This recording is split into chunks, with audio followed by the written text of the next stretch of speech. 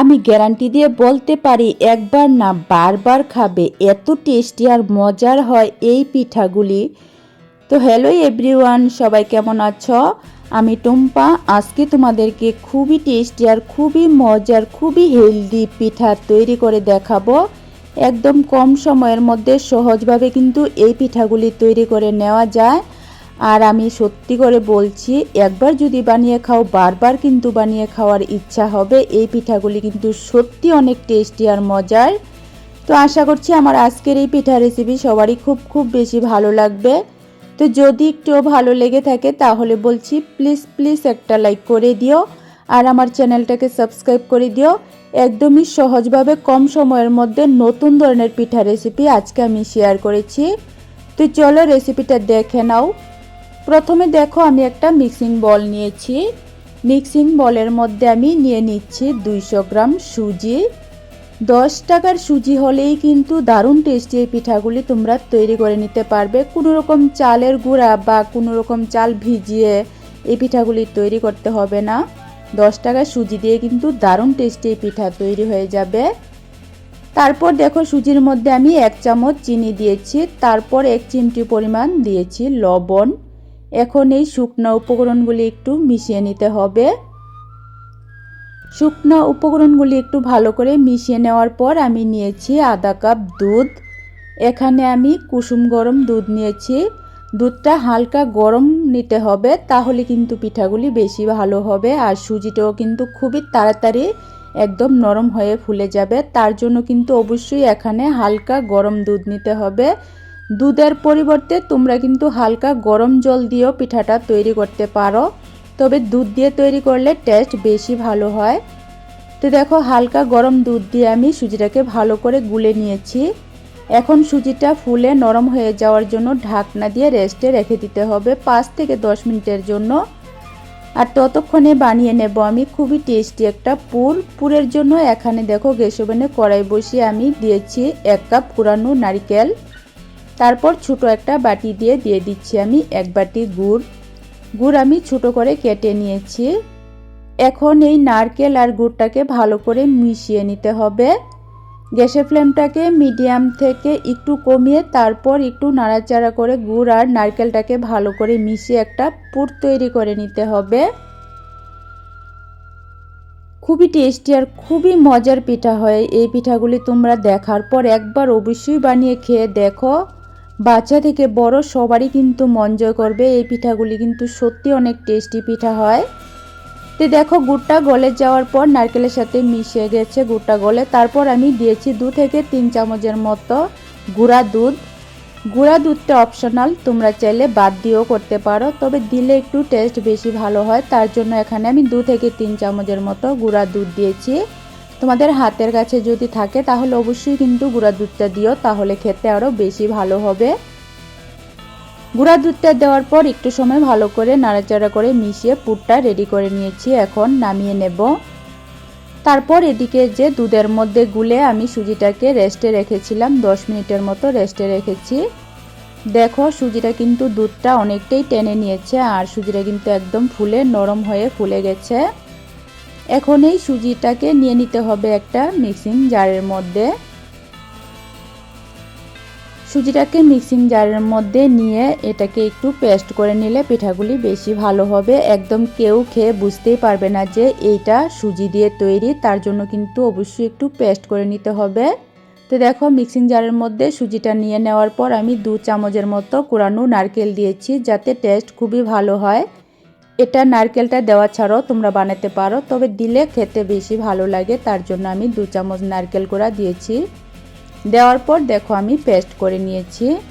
আর একটু খেয়াল করে দেখলেই বুঝতে পারবে এই পেস্ট কিন্তু এরকম একটু ঘন রাখতে হবে, এরকম একটু ঘন করে পেস্টটা তৈরি করতে হবে, তাহলে কিন্তু পিঠা বেশি ভালো হবে। আশা করি কীরকম ঘন রেখেছি দেখে নিশ্চয়ই বুঝতে পারছো। আজকের পিঠাগুলি তৈরি করার জন্য এখানে আমি একটা আপ্পাম প্যান নিয়েছি। আপ্পাম প্যানের মধ্যে আমি 1 ফুটা করে তেল দিয়ে দিচ্ছি। আপ্পাম প্যানের যে খুবগুলি আছে সেই খুবগুলির মধ্যে আমি 1 ফুটা করে তেল দিয়েছি। দেওয়ার পর তেলটাকে একটু ভালো করে খুবগুলির মধ্যে লাগিয়ে নিতে হবে। পিঠাগুলি যাতে হয়ে যাওয়ার পর উঠাতে কোনো অসুবিধা না হয় তার জন্য সামান্য একটু তেল খুবগুলির মধ্যে লাগিয়ে নিলে বেশি ভালো হয়। তো দেখো আপ্পাম প্যানটা আমি তেল লাগিয়ে রেডি করে নিয়েছি। তারপর গ্যাস ওভেনে আমি একটা কড়াইয়ের মধ্যে 1 গ্লাস জল দিয়েছি গরম হওয়ার জন্য। এদিকে ব্যাটারটা যে তৈরি করে রেখেছিলাম সুজির, সেই ব্যাটারের মধ্যে সবশেষে আমি দিয়ে দিচ্ছি আধা চামচ বেকিং পাউডার, তারপর আধা চামচের থেকে কম দিয়ে দিচ্ছি আমি বেকিং সোডা। এখানে খেয়াল রাখবে যতটুকু বেকিং পাউডার দেবে তার অর্ধেক কিন্তু দিতে হবে বেকিং সোডা। এই বেকিং পাউডার আর বেকিং সোডাটা দেওয়ার ফলে কিন্তু পিঠাগুলি খুবই স্পঞ্জি নরম হবে আর খুবই সুন্দর করে ফুলবে আর খেতেও বেশি ভালো লাগবে। তারপর দেখো আমি 15 থেকে 16 সেকেন্ডের মতো ভালো করে এভাবে অনবরত নাড়াচাড়া করে পাউডারটা ভালো করে মিশিয়ে নিয়েছি। বেকিং পাউডার আর বেকিং সোডাটা ভালো করে মিশিয়ে ব্যাটারটা রেডি করে নিয়েছি। এদিকে যে গ্যাস ওভেনে আমি কড়াইয়ের মধ্যে জল গরম হতে বসিয়েছিলাম, এখন এই কড়াইয়ের উপর আমি তেল লাগানো আপ্পাম প্যানটা বসিয়েছি। বসানোর পর এখন ব্যাটারটা দিয়ে দিতে হবে চামচ দিয়ে আধা চামচ করে।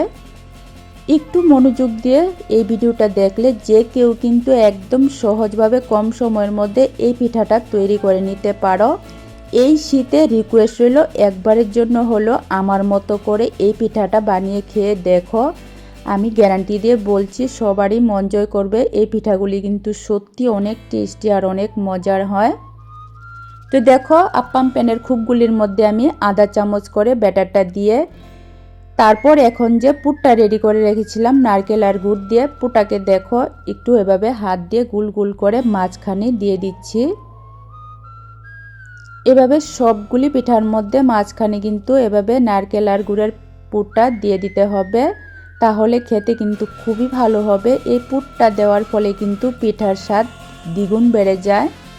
আজকের পিঠাগুলি আমি যেভাবে তৈরি করেছি সেভাবে তোমরা শুধু একবার বানিয়ে খেয়ে দেখো, ভীষণ ভীষণ ভালো হয় পিঠাগুলি খেতে। তো দেখো পুরটা আমি মাঝখানে এরকম একটু গুল গুল করে দিয়ে দেওয়ার পর এখন উপর দিয়ে আমি অল্প করে ব্যাটার দিয়ে পুরটাকে ঢাকনা দিয়ে দিচ্ছি। এভাবে সমস্ত পুরের মধ্যে কিন্তু অল্প করে ব্যাটার দিয়ে ঢাকনা দিয়ে দিতে হবে। তো দেখো সবগুলি পিঠার মধ্যে কিন্তু আমি উপর দিয়ে পুরের উপর দিয়ে ব্যাটারটা দিয়ে ঢাকনা দিয়ে দিয়েছি। এখন আমি ঢাকনা দিয়ে মিডিয়াম আঁচে 10 থেকে 12 মিনিটের মতো ভাপিয়ে নেব। 10 থেকে 12 মিনিট ভাপিয়ে নিলেই কিন্তু খুব সুন্দর পিঠাগুলি তৈরি হয়ে যায়। দেখো আমি 10 মিনিটের মতো ভাপিয়ে নিয়েছি। 10 মিনিট পর আমি ঢাকনাটা উঠিয়ে তোমাদেরকে দেখাচ্ছি কত সুন্দর পিঠাগুলি ফুলেছে। দেখে নিশ্চয়ই বুঝতে পারছ। আমি একদম কাছ থেকে তোমাদেরকে দেখিয়ে দিচ্ছি পিঠাগুলি, শুধু একবার দেখো কত লোভনীয় হয়েছে, ফুলে কিন্তু একদম ডবল হয়ে গেছে। তারপর এই আপ্পাম প্যানটা কিন্তু নামিয়ে নিতে হবে। নামিয়ে কিন্তু একটু ঠান্ডা করে নিতে হবে, তারপর কিন্তু পিঠাগুলি উঠাতে হবে। যাদের কাছে আপ্পাম প্যানটা নেই তারা কিভাবে তৈরি করবে সেটা আমি তোমাদেরকে দেখিয়ে দিচ্ছি। দেখো এরকম ছিদ্রযুক্ত থালা বা চালনি সবার বাড়িতেই থাকে। সেই চালনিটার মধ্যে একটু ভালো করে তেল লাগিয়ে তারপর কড়াইয়ের উপর, গরম জলের কড়াইয়ের উপর চালনিটাকে বসিয়ে দেখো এভাবে 1 চামচ করে ব্যাটার চালনির মধ্যে দিয়ে দিতে হবে। যাদের কাছে আপ্পাম প্যানটা নেই, আপ্পাম প্যান কিন্তু সচরাচর সবার কাছে থাকে না, তার জন্য কিন্তু আমি এভাবে পিঠাটা তোমাদেরকে চালনির মধ্যে বানিয়ে দেখিয়ে দিচ্ছি যাতে এই পিঠাটা সবাই বানিয়ে খেতে পারো। তো দেখো 1 চামচ করে আমি ব্যাটারটা দিয়ে দেওয়ার পর মাঝখানে আমি একইভাবে পুরটা নারকেল আর গুড়ের পুরটা দিয়েছি। দেওয়ার পর আবারও আমি পুরটাকে অল্প করে ব্যাটার দিয়ে ঢাকনা দিয়ে দিচ্ছি। এভাবে ঢাকনা দিয়ে দেওয়ার পর কিন্তু ঢাকনা দিয়ে আবারও 10 থেকে 12 মিনিটের মতো মিডিয়াম আঁচে ভাপিয়ে নিতে হবে। ভাপিয়ে নিলেই কিন্তু খুব সুন্দর পিঠাটা তৈরি হয়ে যাবে। এদিকে যে আপ্পাম প্যানের মধ্যে আমি পিঠাটা তৈরি করেছি সেটা দেখো নামিয়ে একটু ঠান্ডা করে নিয়েছি। অবশ্যই এখানে একটু ঠান্ডা হয়ে যাওয়ার পর কিন্তু পিঠাগুলি উঠাতে যাবে, তা না হলে কিন্তু ভেঙে যেতে পারে। তো দেখো কত সুন্দর করে কিন্তু পিঠাটা উঠে আসে আর পিঠাটা কত সুন্দর হয়েছে দেখে নিশ্চয়ই বুঝতে পারছো। আর এই পিঠাগুলি কিন্তু খেতেও খুব বেশি ভালো হয়েছিল। দেখো সবগুলি পিঠা কিন্তু খুব সুন্দর করে উঠে আসে। একটু হাত দিয়ে কিন্তু এভাবে একটু হালকা হাতে চেপে চেপে পিঠাটাকে উঠিয়ে নেওয়া যাক। খুব সুন্দর করে উঠে আসে, যেহেতু আমি একটু তেল লাগিয়ে নিয়েছিলাম। অন্যদিকে যে আমি চালনির মধ্যে পিঠাগুলি বসিয়েছিলাম সেগুলিও দেখো 10 মিনিট পর ঢাকনাটা উঠিয়ে তোমাদেরকে দেখাচ্ছি কত সুন্দর পিঠাগুলি ফুলেছে। সেগুলিও আমি নামিয়ে একটু ঠান্ডা করে নিয়েছি। এখন এগুলিও তোমাদেরকে উঠিয়ে দেখাচ্ছি। খুবই সুন্দর করে কিন্তু উঠে আসে, যেহেতু চালনির মধ্যে একটু তেল লাগিয়ে নিয়েছিলাম। অবশ্যই চালনিটার মধ্যে কিন্তু একটু তেল ব্রাশের সাহায্যে বা হাতের সাহায্যে একটু ভালো করে লাগিয়ে নিতে হবে। তো দেখো কত সুন্দর ভাপা পিঠা আজকে আমি তৈরি করেছি সুজি দিয়ে। 10 টাকার সুজি থাকলে ঘরের মধ্যে এই পিঠাটা তোমরা একদম সহজভাবে কম সময়ের মধ্যে বানিয়ে খেয়ে দেখো। ভীষণ ভীষণ ভালো হয়, কিন্তু সেরা স্বাদের পিঠা কিন্তু হয় এই ভাপা পিঠাগুলি। তো পিঠাগুলি কেমন লেগেছে অবশ্যই কিন্তু কমেন্ট করে জানিও। ভালো লাগলে লাইক কমেন্ট শেয়ার করো, চ্যানেলটাকে সাবস্ক্রাইব করে দিও। একদমই সহজ আর নতুন নতুন রেসিপি আমি আমার চ্যানেলে শেয়ার করি। আমি তোমাদেরকে পিঠাটা ভেঙেও দেখিয়ে দিচ্ছি কত সুন্দর হয়েছে, একদমই স্পঞ্জি, জালিদার, তুলতুলে নরম। তো আবারও আরেকটা নতুন রেসিপি নিয়ে আসবো। ততক্ষণের জন্য তোমরা সবাই ভালো থেকো, সুস্থ থেকো। আজকের জন্য টাটা।